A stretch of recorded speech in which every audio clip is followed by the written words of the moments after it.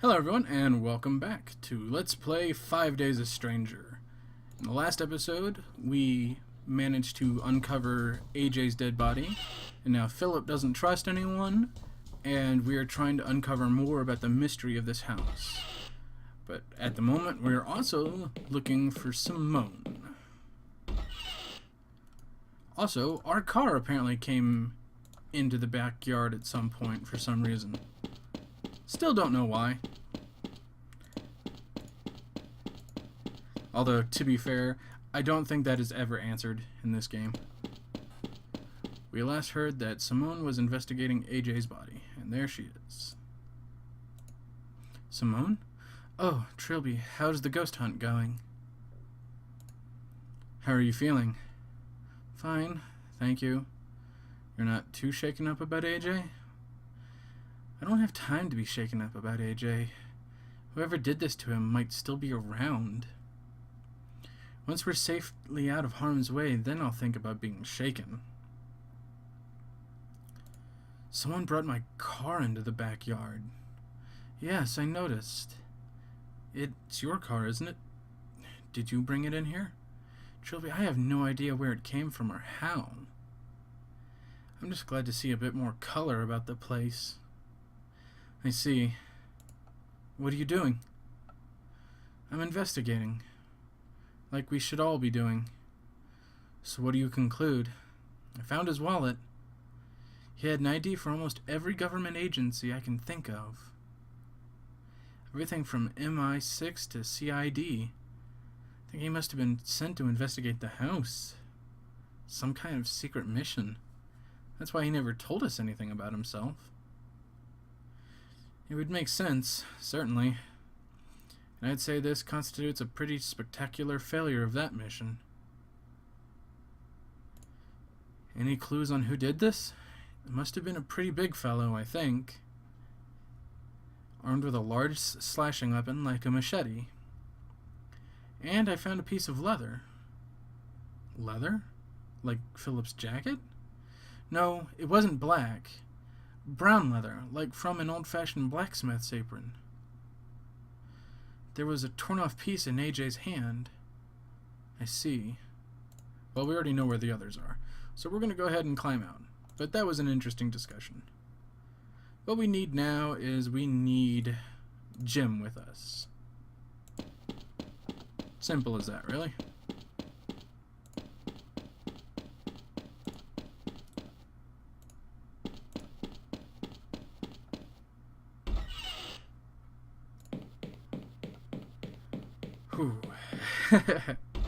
I'm just waiting for the next parts to start really getting into it. The anticipation is building in my chest. I'm just a wee bit scared. A little. I mean, I've already played this game, so I know what to expect, but still. Alright, Jim. Do you want to tag along with me? Sure. I promise not to get in the way.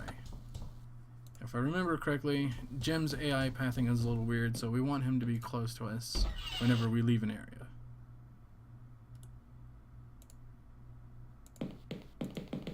Yeah.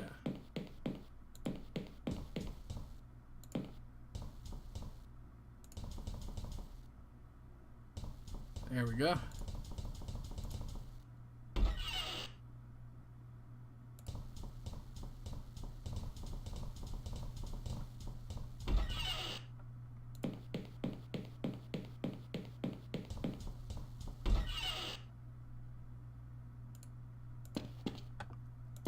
There we go.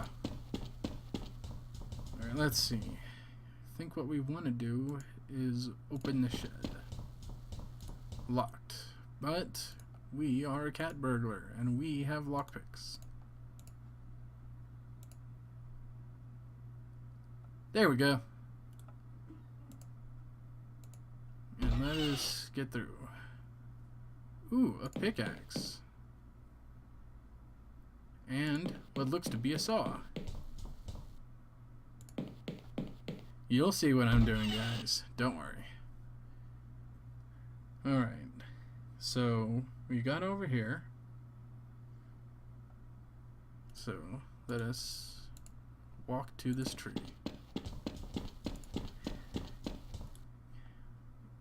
Now, I can't remember what the reason we would have for this, but we want to cut this tree down. Jim, give me a hand with this. And so we cut it down. The tree is no longer blocking these two windows, which is important. I think I may have done this a little out of order. Why did we cut the tree down, Mr. Trilby?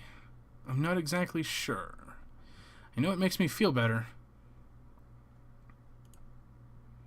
Alright, so...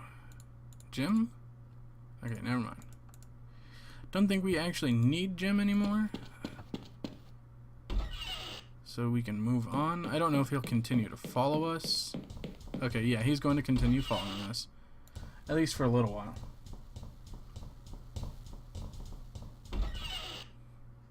Alright, let's make our way up. And so now, I think we should try our lockpicks on these two doors, which is what we're going to be doing. First door. I think I did it, but it still won't open. There must be a deadbolt or something on the other side. So why not this door? There we go, unlocked.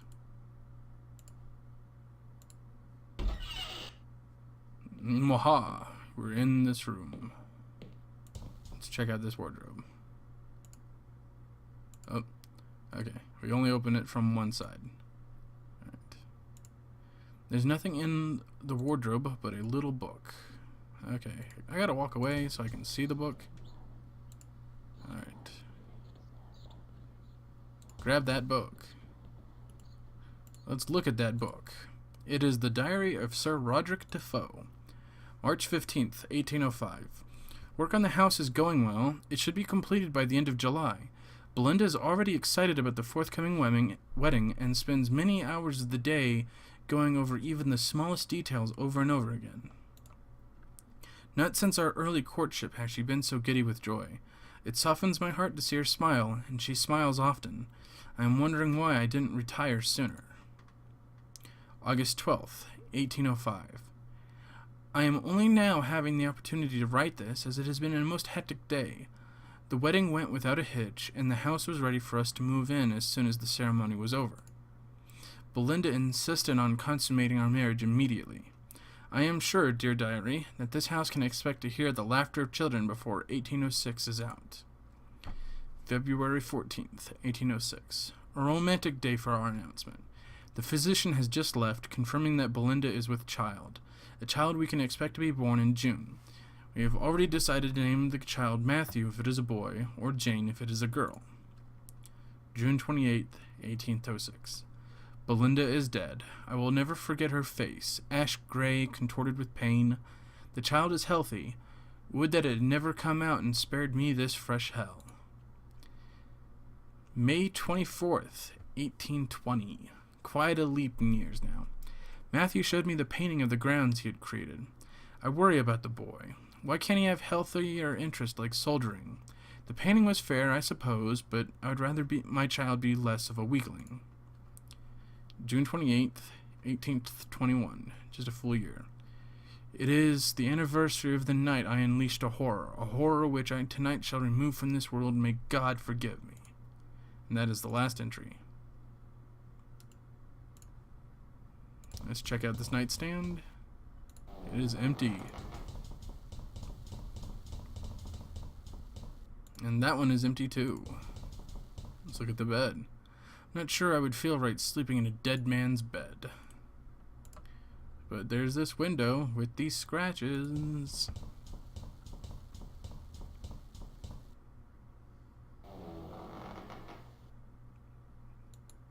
They don't look like they were made by human fingernails. Alright. Well, now we can open it. What do you know? It opened. Of course, since it overlooks the backyard, this doesn't help me much. Okay, can I go out the open window? What are you doing, Mr. Trilby? Just popping out for some fresh air. Why don't you wait for me in the library? Oh, okay. Yeah, all we needed you, Jim, was to chop down a tree. That's all. Alright, so the way we solve this is if we had looked at our grolly, my grappling hook launcher made to look like an umbrella. That's what we need to use, and we use it on the roof. Woo! Smooth moves. So let's go ahead and use the window. Window! Alright, there we go. There's a new wardrobe, and I'm pretty sure that there's a book in this one as well. No, there's not. That's peculiar. An artist easel with a blank canvas. How philosophical. For all its contents, intents and purposes, empty. A very old Victorian era stuffed bed. A single bed. Maybe this room has left as a spare or something. A rather unsituated nightstand. Alright, let's grab the teddy. And why the hell not? And let's... There's nothing in here but this old diary. So we found another book. The Secret Diary of Matthew Defoe. June 28th, 18th, 14th. Today is my 8th birthday. Nanny said I would soon be a big, strong man like my father. I wanted to come see him today, but he wouldn't come out of his study all day. Nanny says he always gets cross on this day, but it's not because of me. August 5th, 1817. I found a new friend. He is behind the door in the kitchen. He doesn't have a name. He likes me to sit and talk to him, but Father gets very angry when he finds me doing this.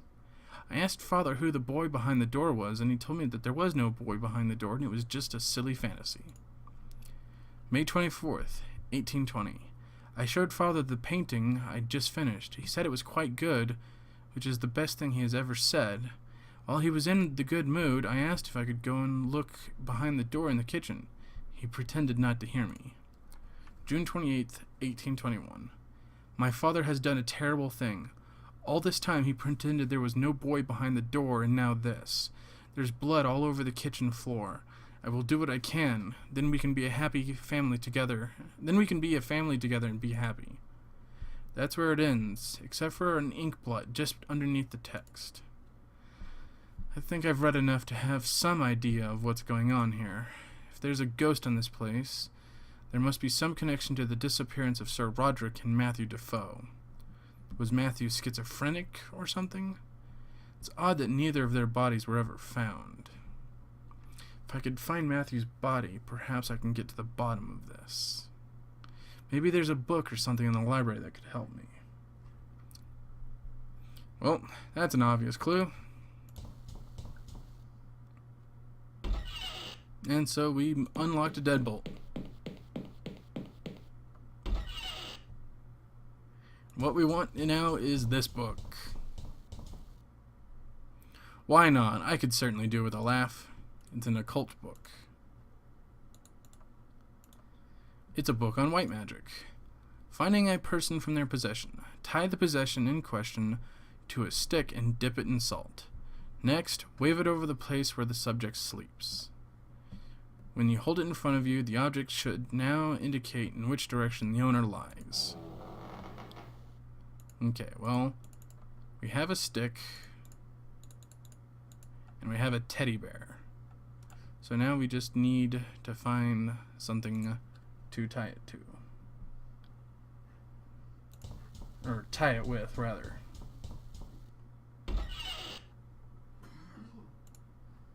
So let's go downstairs. Now, there is one thing that we can use.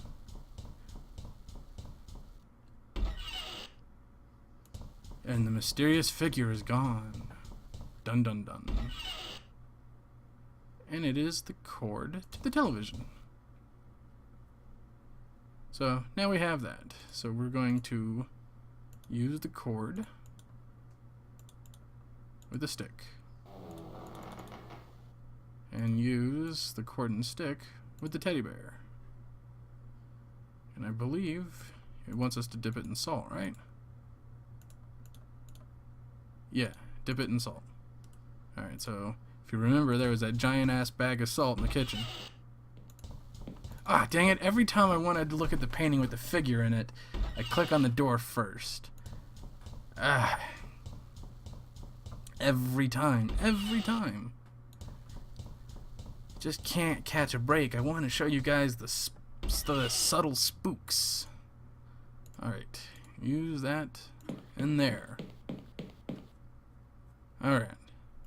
If I remember correctly, we want to use this on the bed. And of course now there's the spooky whispers in the background.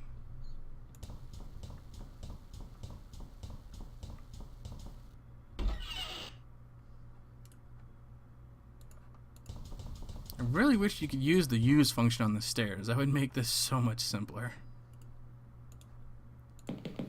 Again, for a first game it had its faults, but it was still really good. Okay, now use this over the bed. I guess that'll do. Now, I already know where it's going to point us. It is going to point us down.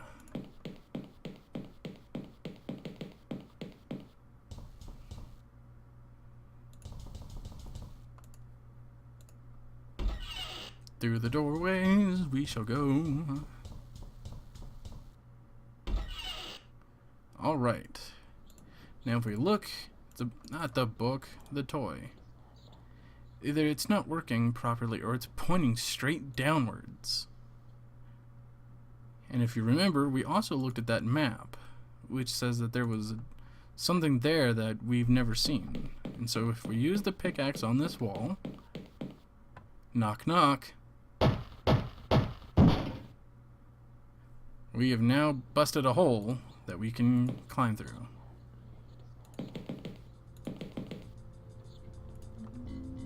Okay, so we have to use...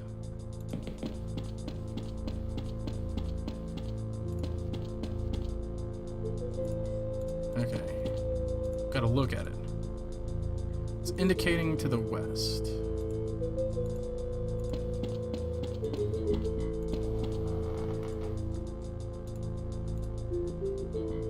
Okay.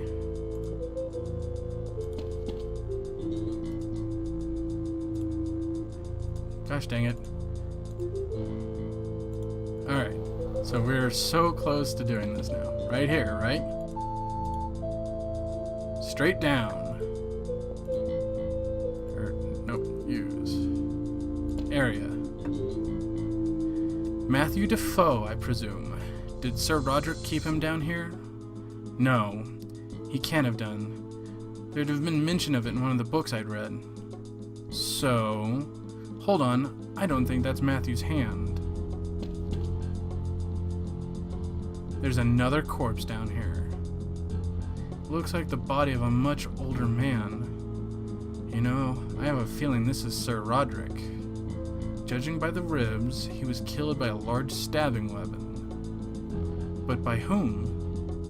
Smash. What was that?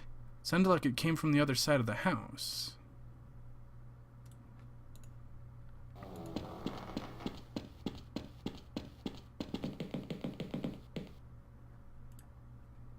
What indeed could it have been?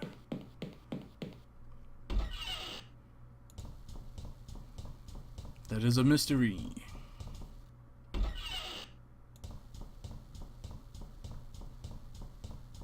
I know what it was.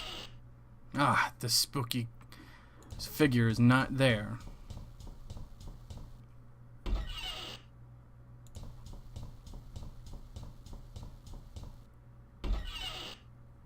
Oh no, what is this? The idol in the glass bell jar has been broken. The bell jar has been knocked over and smashed. Looks like the idol is undamaged.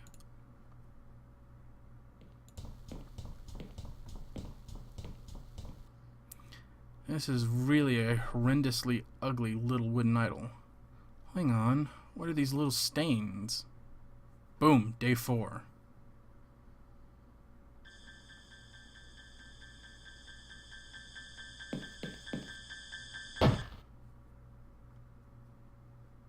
Father, why? Oh, God, my head. What the hell happened last night? I remember... Oh, God, Philip. Did I kill Philip? I don't remember anything.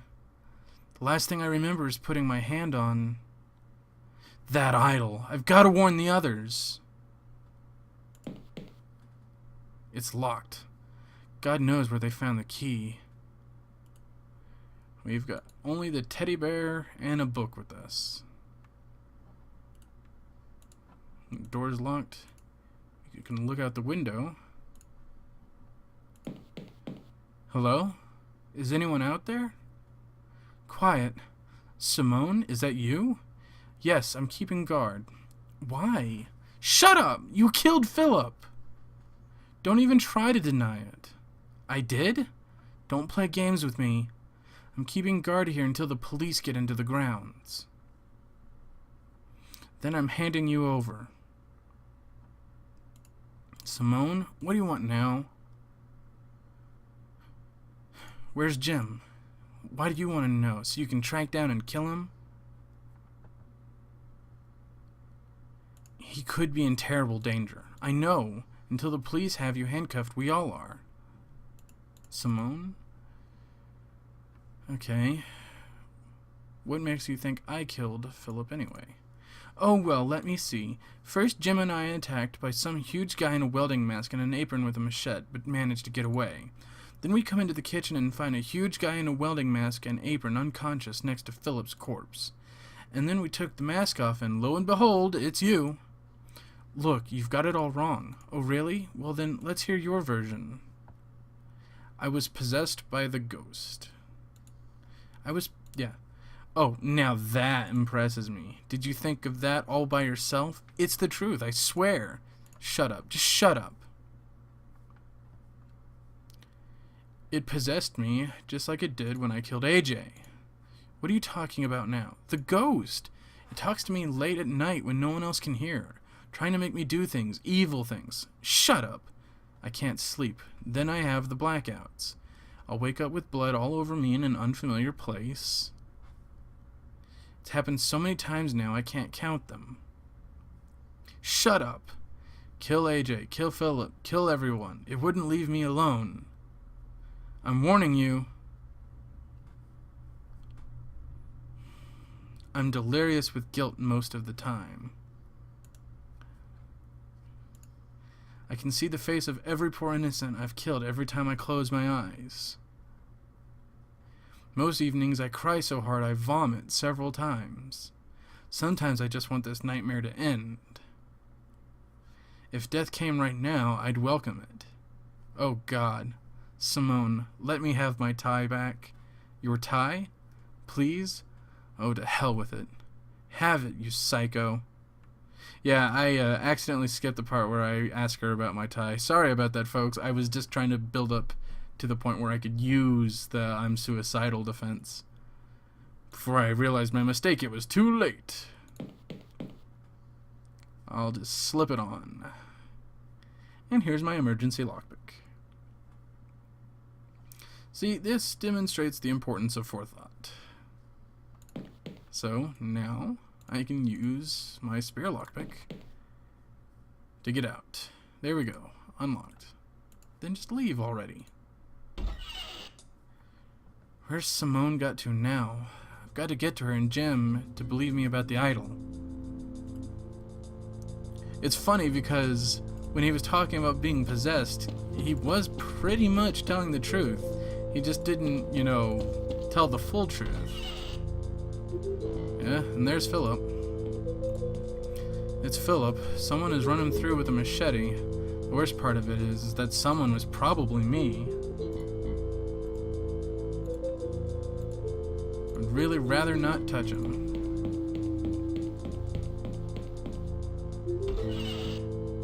Oh, and the portrait has changed. For sure this time. It's the portrait of a skeleton in a blood-stained safari suit. The plaque reads, Sir Roderick Defoe.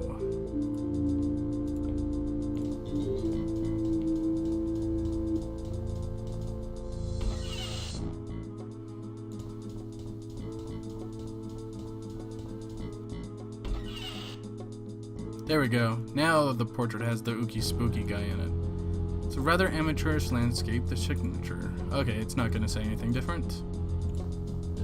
Although you can see that it's different. But what about the television? It turns on! Defoe Manor, the luxuriously country home for a respectable aristocratic family, or the eerie home of a dark, ineffable secret. Why have so many people disappeared around the manor? What did happen to Sir Roderick Defoe and his teenage son? Is there really some kind of ghostly horror lurking in the basement? All this and more on The Haunting of Defoe Manor. Tonight at 9, only on BBC Two. Now. But how did it play if the cord was unplugged? Or maybe that was the cord to the VCR. There's the idol. Looks like someone's been doing a little tidying up. Alright. And so the music has come back and played. Oh, spooky figure's gone.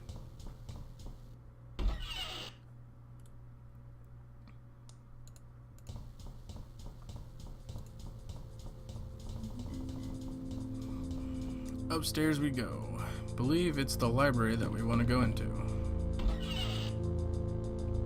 No, it's not.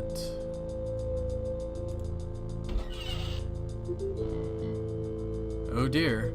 Well, I'm gonna go ahead and save and break sequence. Not break sequence, break the immersion, really. So, because this next part,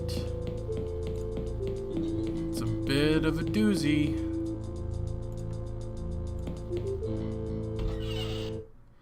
No one in here either. Where the hell is everyone? Trilby!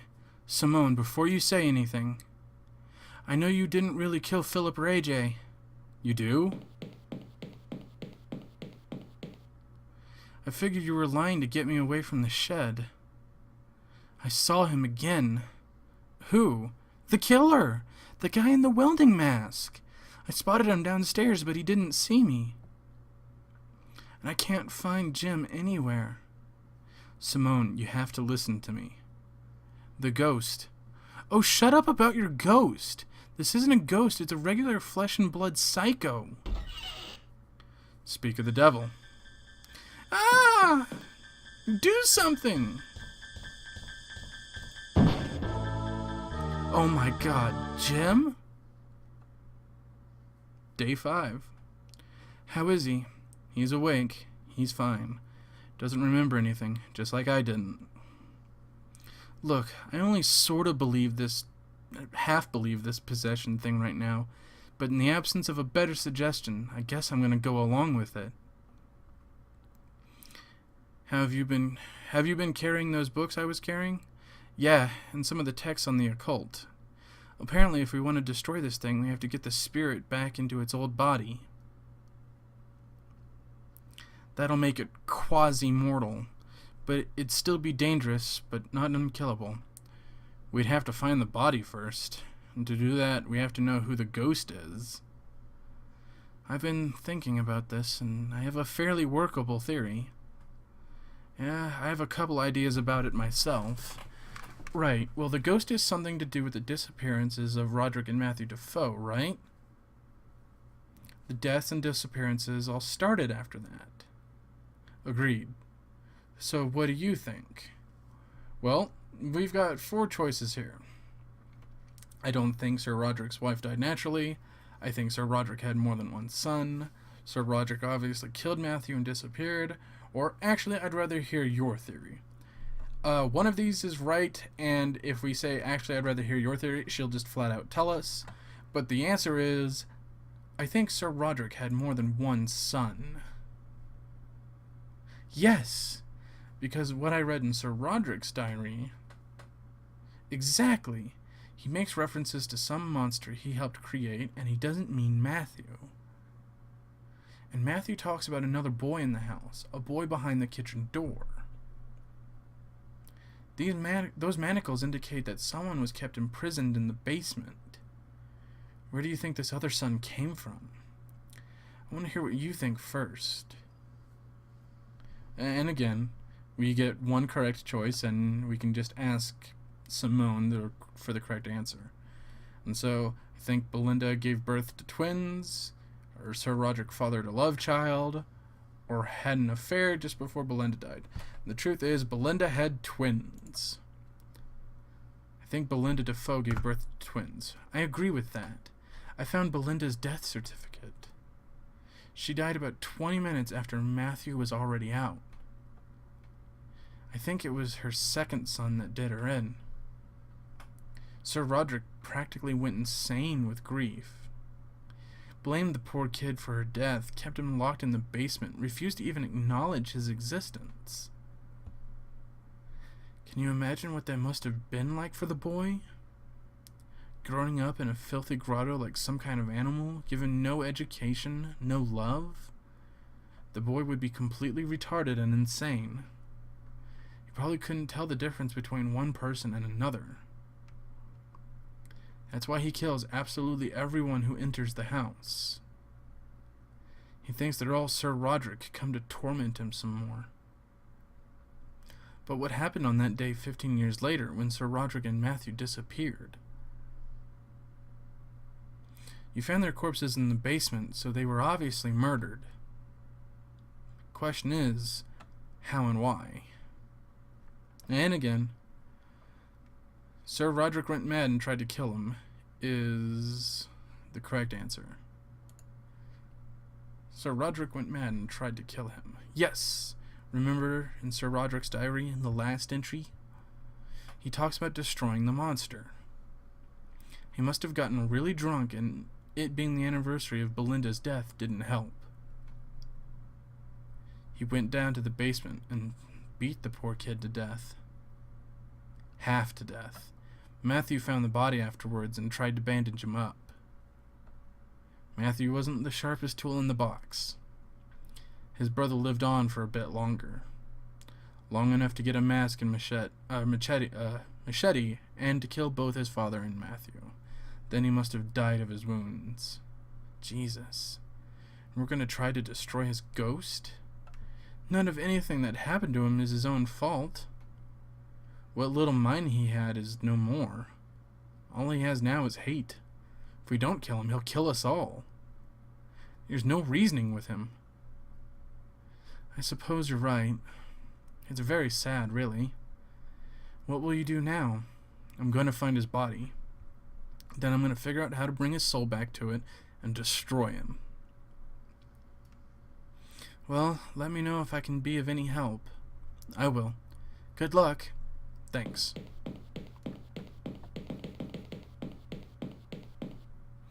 And I figure, with that marvelous exposition dump, we can call it an episode, guys. And the next one will most certainly be the finale. I hope you guys stick in for the exciting conclusion to this ooky spooky horror story of ghost murderers and everything. See you later, guys. Take care for now. Bye-bye.